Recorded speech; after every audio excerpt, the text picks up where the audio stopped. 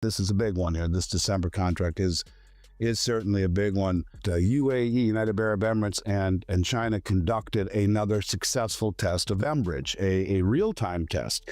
For those people that don't remember, mBridge is the cross-border payment system that was designed by China, Hong Kong, Thailand, UAE, and of course the fifth full participant who came in a little bit later, Saudi Arabia. They're the big five, originally designed with the assistance of the BIS Innovation Hub. Is this first trade was between China and UAE. Well, I don't think it should be overlooked that China, Hong Kong, and the UAE all run advanced precious metals markets where gold is traded in local currencies. Something major is happening right now in the gold and silver markets.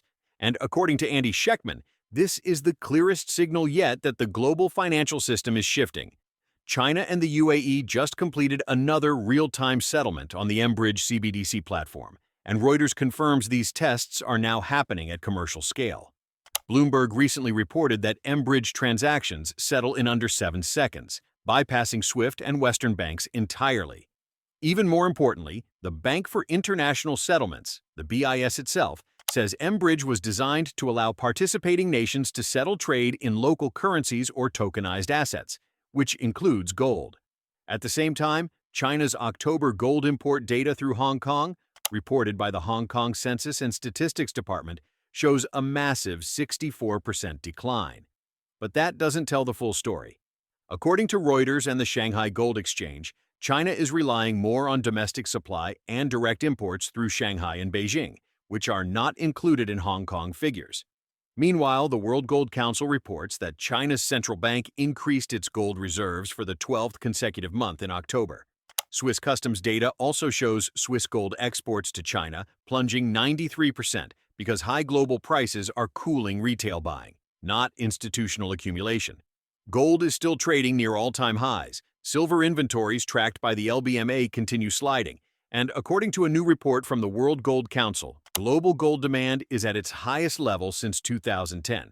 Andy Schectman is calling this the big one, and December's COMEX structure could reveal how thin the physical market has become. Let's break down exactly what this means and why the mainstream continues to ignore it.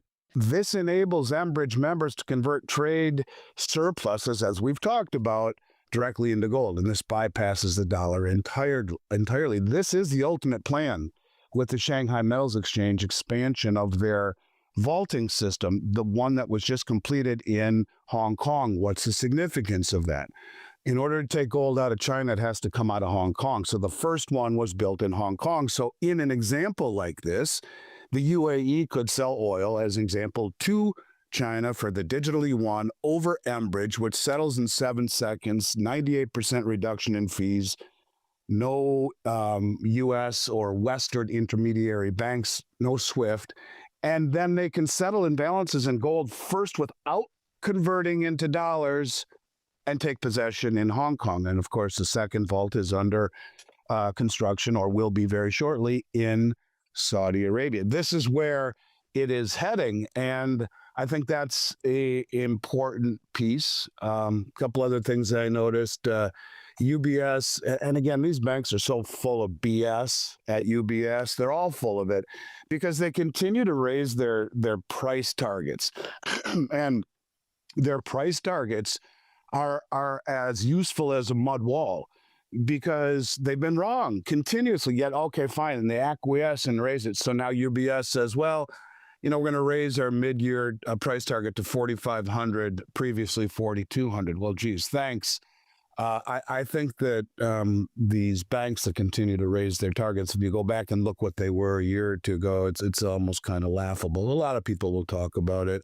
I don't even think it really bears much consideration at all. They really don't want people to know what their real belief is, and that's why you have, it's funny because I have an account with Morgan Stanley, and the guy that I work with, he's a very good friend of mine, and he manages, a lot of money with Morgan Stanley. He's one of the biggest in Florida, and he lives in my neighborhood, and he wouldn't know a gold coin if it fell on his foot, yet his chief investment officer has advocated for 20% holdings in gold, sell half your bonds.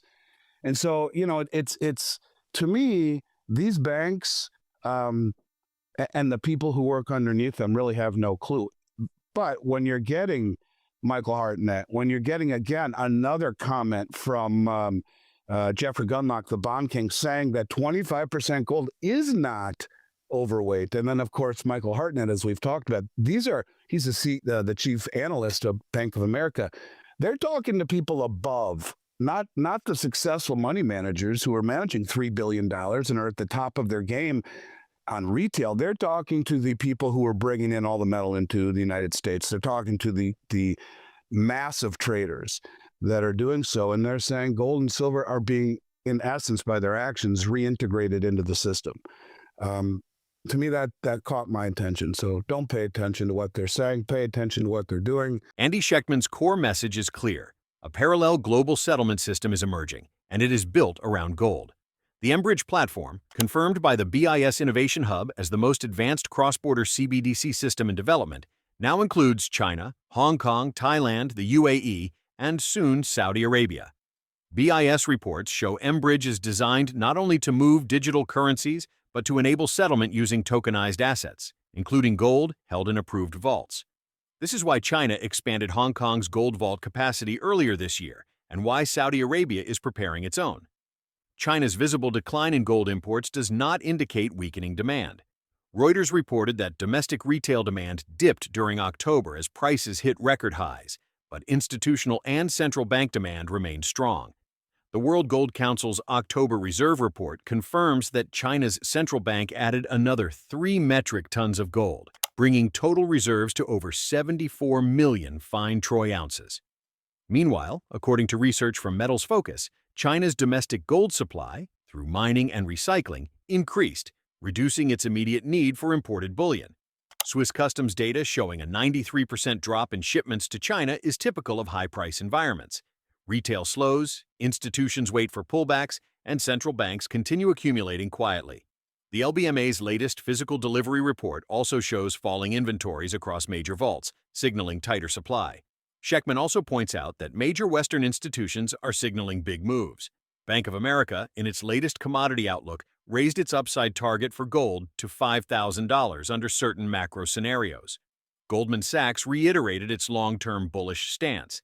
UBS recently increased its mid-year price target.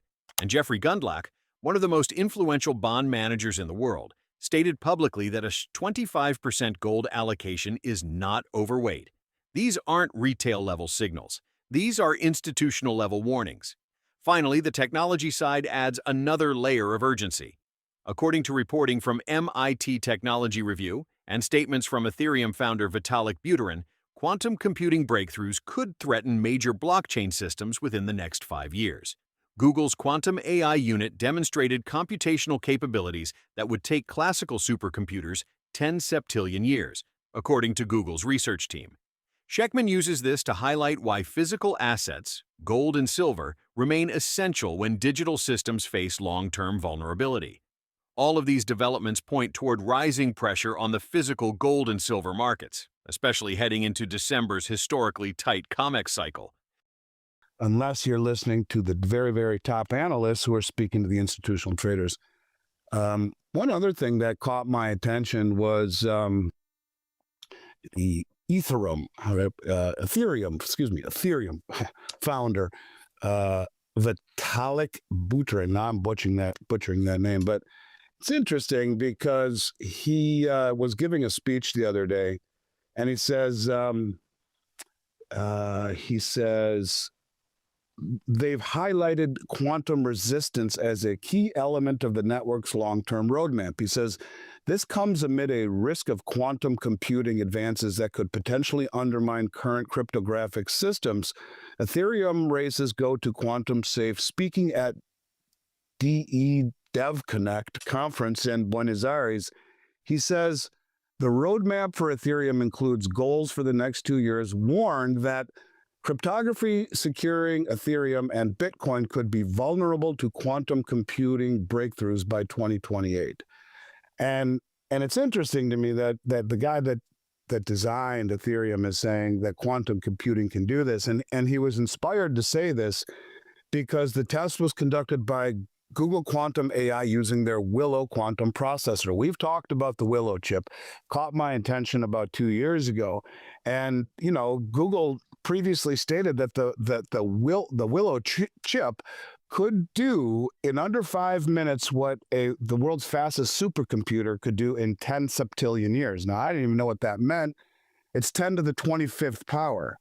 And so when you talk about reasons to, I think more than ever, to consider having something outside the matrix, outside the system. You got the guy that developed Ethereum, where it seems like everything trades on the Ethereum network. It's the rails of so many of the crypto tokens and really the rails of the entire system.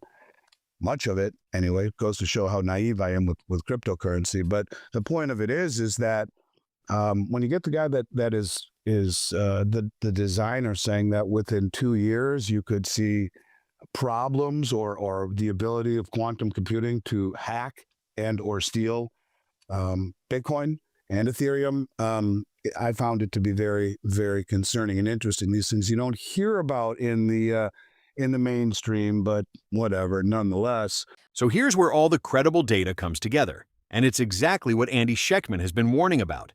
The BIS confirms mBridge is real. Reuters confirms China's imports are shifting, not collapsing. The World Gold Council confirms China's central bank is still buying. Swiss Customs confirms exports plunged because prices are high. The LBMA confirms global inventories are tightening. And leading analysts from Bank of America, UBS, and Goldman are quietly raising their gold targets at the same time. You don't get all of these signals at once unless the global system is already shifting. Now, I want to hear from you. Do you think mBridge and gold-settled trade will replace the dollar sooner than expected? Is China preparing